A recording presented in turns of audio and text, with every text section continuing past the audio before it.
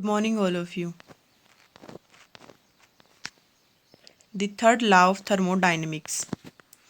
We have already seen that combined entropy change of system and surroundings, that is del S total is equal to del S system plus del S surroundings, can determine whether a process would proceed spontaneously or not. If del S total greater than 0, the process is irreversible or spontaneous. If del S total is 0, that is, there is no change in net entropy, then the process is reversible, that is, the system remains in a state of equilibrium. This criteria is not very convenient because it requires the knowledge of entropy change of system as well as that of the surroundings. Therefore, some other state functions are required with which entropy which depend on the state of the system only can be conventionally determined. Two such functions are the work function and free energy function, represented by A and G respectively.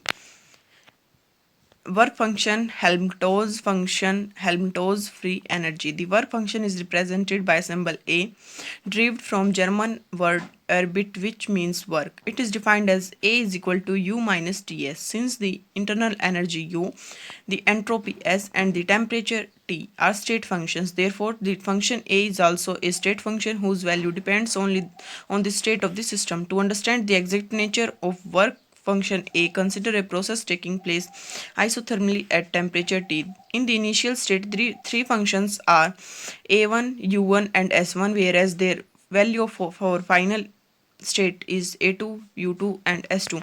Then A1 is equal to U1 minus TS1 and A2 is equal to u2 minus ts2. The change in work function accompanying the process is given by a2 minus a1 is equal to u2 minus ts2 minus u1 minus ts1. Hence result del A is equal to del u minus t del S, where del u is equal to u2 minus u1 is the change in internal energy and del S is S2 minus S1 is the change in the entropy of system at temperature T. When the process under consideration is carried out reversibly at temperature T and the heat absorbed is Q reversible, we can write del S is equal to Q reversible upon T. Further, the first law of thermodynamics for a reversible isothermal process can be written as del U is equal to Q reversible plus W max. If the work done by the system, we have del U is equal to Q reversible minus W of max. Putting the values of del S and del U is, we get del A is equal to Q reversible minus W max minus T into Q reversible upon T. Hence, we get minus of del A is equal to W of W max. Thus, the decrease in the work function A represents the maximum work that can be done by the system. Hence, the function A derives its name as the work function or the Helmholtz free energy. Gibbs free energy. The Gibbs free energy is represented by symbol G and is defined as G is equal to H minus Ts, where H and S are enthalpy and entropy of the system respectively, and T is the temperature. Since H and T and S are state functions, hence G is also a state function depending upon initial and final state of the system. Let G1, H1 and S1 represented the state functions for the initial state and G2, H2 and S2 be their values in the final state for an isothermal process occurring at temperature T. We can write G1 is equal to H1 minus Ts1, G2 is equal to H2 minus Ts2. The change in Gibbs free energy is given as del G is equal to del H minus T del S. Physical interpretation of Gibbs free energy. According to definition, the entropy change del S is equal to Q reversible upon T del S is equal to Q reversible. Further, by definition of enthalpy change, del H is equal to del U plus P del V. Substituting these values, we get del U is equal to Q reversible plus W max. When the work done by system, we can write del U is equal to Q reversible minus W max. Putting this value of del U, we get del G minus of del G is equal to W max minus P del V. The quality P del V is the work of expansion done by the system for del V increase in volume against the constant external pressure P. Therefore, del minus of del G gives the maximum work obtainable from a system other than the pressure volume work. This work obtained at constant temperature and pressure is called net work. Thus, minus of del G is equal to W net. Thus, that is, the decrease in Gibbs free energy for a reversible process is equal to the net amount of the non-mechanical work that can be obtained from a system. The non-mechanical work includes electrical work, chemical work, etc. It is customary to refer to Gibbs free energy simply as free energy. Variation of Helmholtz function with temperature and volume. The Helmholtz free energy is given by A is equal to U minus TH. Upon differentiation, this equation dA is equal to due to du minus TdS minus SdT. By definition of entropy change, ds is equal to Q reversible upon T. For a system involving reversible pressure volume work of expansion only, we have form first law partial del Q reversible is equal to dV plus PdV. Putting this value in equation 2, we get ds. Substituting for TdS in equation first, dA is equal to du minus PdV minus SdT. We get minus PdV minus SdT. If temperature remains constant, dt is equal to 0, and this equation becomes dA at constant temperature is equal to minus of PdV at constant temperature. We get partial A by partial curly A upon curly V at temperature T is equal to minus of P. If volume remains constant, dV is equal to 0. The equation becomes dA at constant volume is equal to minus of SdT at constant volume. Hence, we get curly A upon curly T at V is equal to minus of S. For a finite process, the change in work function under isothermal condition is calculated as follows. Let the work function of the system be A1 in the initial state and A2 be the final state when the volume change from V1 to V2 at constant temperature. Then integrating equation 5, the change in work function del A is given by del A at T is equal to minus of integration limit V1 tends to V2 PdV. For 1 mole of ideal gas, PV is equal to RT and P is equal to RT upon V. Then substitute the value of P, we get del A at constant temperature is equal to minus of nRT ln V2 upon V1. Hence, del A at constant temperature is equal to W minus of W max. Variation of Gibbs free energy with temperature and pressure. The free energy is given by G is equal to H minus Ts. Defining enthalpy, we can write H is equal to U plus P. We substituting for H in equation first, we get G is equal to U plus PV minus Ts. Differentiating this equation, dg is equal to du plus pdv plus vdp minus tds minus sdt. By definition of entropy, ds is equal to partially q reversible upon T. For a system involving reversible work expansion, according to first law of thermodynamics, partial q reversible is equal to du plus pdv. Thus, equation become ds is equal to du plus pdv upon T. Tds is equal to du plus pdv. Putting this value, then we get dg is equal to vdp minus sdt. If pressure kept constant, then we get curly curly G upon curly T at constant pressure is equal to minus D minus S. If temperature is kept constant, then we get curly G upon curly P at constant temperature is equal to V. The change in free energy for a finite process under isothermal conditions is calculated as follows. The free energy change for an infinitesimal process under isothermal condition is given by dg at constant temperature is equal to vdp. Let G1 be the free energy in initial state and G2 in the final state when the pressure changes from P1 to P2. Integrate the free energy.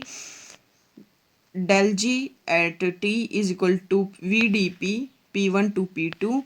For 1 mole of ideal gas, PV is equal to RT or V is equal to RT upon P. Substitute these values, we get del G is equal to nRTL and P2 upon P1.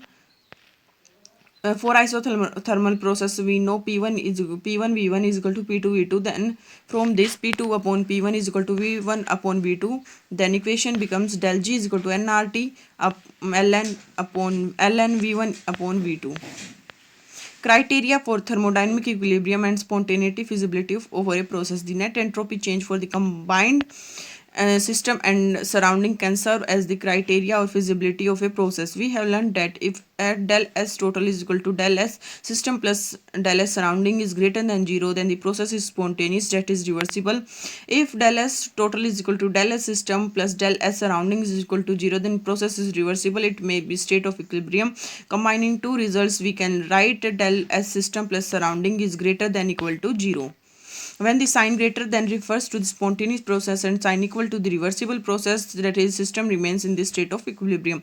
We can express the criteria of spontaneity of a process in terms of thermodynamic states function U, H, A, and G. These criteria are discussed as follows. As entropy is a state function, then thus the change in entropy is dependent for the fact uh, whether the process is carried out reversibly or reversibly. For an infinitesimal change carried out at temperature T, and small entropy is given by ds is equal to partial q reversible upon T. From the first law of thermodynamics, partial q reversible is equal to du plus pdv. When pdv is the work done by this system against pressure P, ds is equal to du plus pdv upon T. Here, hence we get Tds is equal to du plus pdv.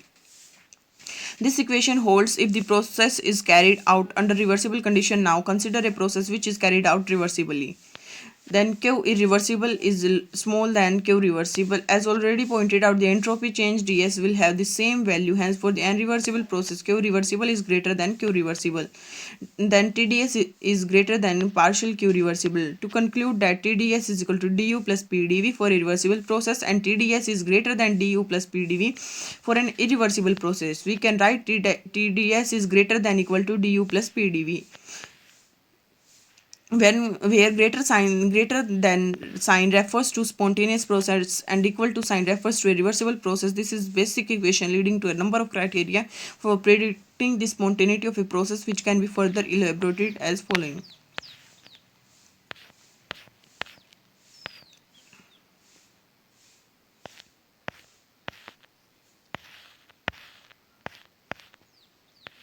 Differentiate limitations of criteria of spontaneity. The criteria of spontaneity in terms of H, U, H, A, and G as given in equation 4, 5, and 9 can predict whether a process is feasible or not. Each of the criteria has following limitations. First, it can't predict the rate of which a reaction will proceed. A process may be thermodynamically feasible, yet it may not occur spontaneously under the reaction conditions.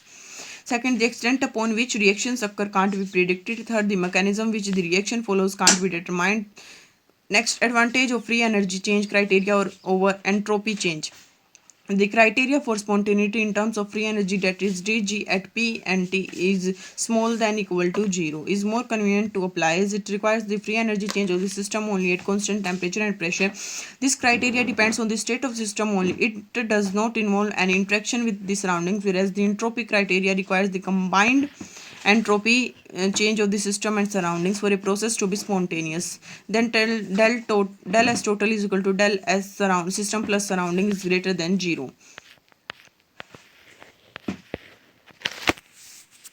Maxwell relationships.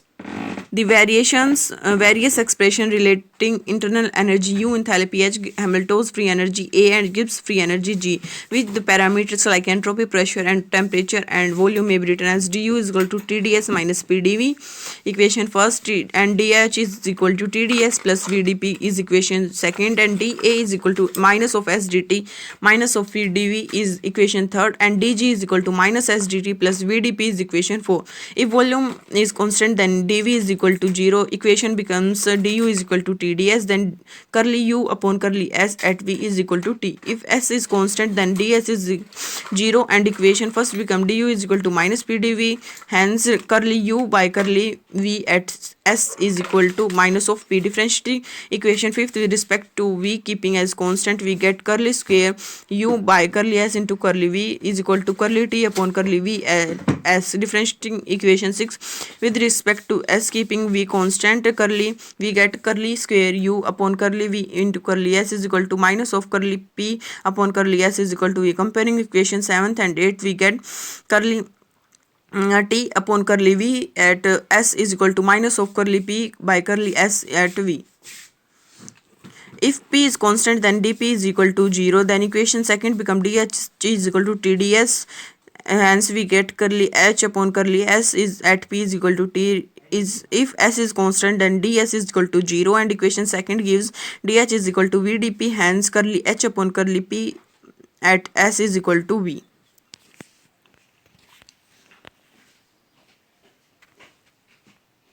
Hence, comparing equations 12 and 3rd, we get curly t upon curly p at S is equal to curly v upon curly S is at p. Following the same mathematical procedure as above, the expression derived from 3 are as follows. Curly S upon curly V at T is equal to curly P upon curly T is at V. From equation 4th, curly S upon curly P at T is equal to minus of curly V at curly T at constant pressure.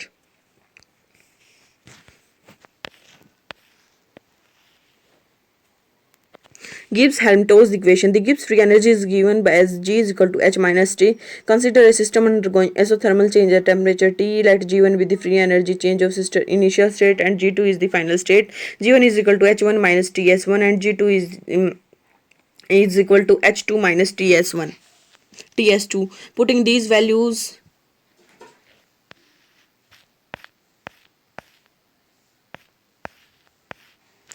values, we get del G is equal to del H minus T del S, where del G is equal to G2 minus G1 is the free energy change of system, and del H is equal to H2 minus H1 is the enthalpy change of the system, and del S is equal to S2 minus S1 is the entropy change of the system. By definition of enthalpy, H is equal to U plus V. Then substitute the value, we get G is equal to U plus PV minus TS. Differentiating this equation, dG is equal to DU plus PdV plus VdP minus TdS minus SdT. By the definition of entropy change, ds is equal to Q reversible upon T, then TdS is equal to Q reversible. And the work for reversible process involving work of expansion PdV against a constant pressure, then Q reversible is equal to du plus PdV. Then equation becomes TdS is equal to du plus PdV. Hence, putting this value dz is equal to VdP minus SdT. If the pressure remains constant, then curly G upon curly T at constant pressure is equal to minus S. And consider initial and final states. Subtracting both these states, we get curly del G by curly T at constant pressure is equal to minus of del S. Putting these values, we get Gibbs-Helmholtz equation, which is del G is equal to del H plus T curly del G upon curly T at constant pressure. Applications of Gibbs-Helmholtz equation. Gibbs-Helmholtz equation can be applied to calculate enthalpy del H or del U when G or A at two different temperatures are given. If the rate of the change of the free energy with temperature remains practically constant, or the known values of del G at given temperature can be helpful in calculating the values of other temperature. The equation can be used to calculate the EMF of reversible cells. It was shown by the Gibbs and Helmholtz that the electrical energy produced in reversible electrochemical cell was equal to decrease in free energy accompanying the cell reaction, that is minus of del G is equal to NFE, where is the EMF of cell and is the number of electrons. Third law of thermodynamics. The results of Nernst theorem on the basis of third law. According to Nernst theorem, limit T tends to 0, del Cp is equal to 0, limit T tends to del S is equal to 0. According to Nernst theorem, del Cp approaches 0 at 0 Kelvin.